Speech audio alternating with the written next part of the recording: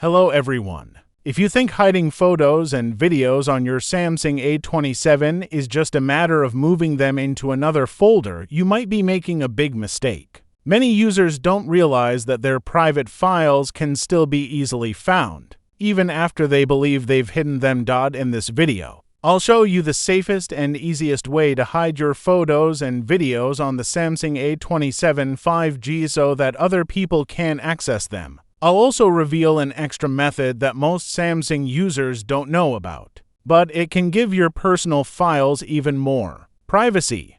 Make sure you watch until the end because I'll explain how to access your hidden files whenever you need them and what settings you should avoid if you don't want your private photos and videos to become visible again. Let's get started and protect your privacy in just a few simple steps.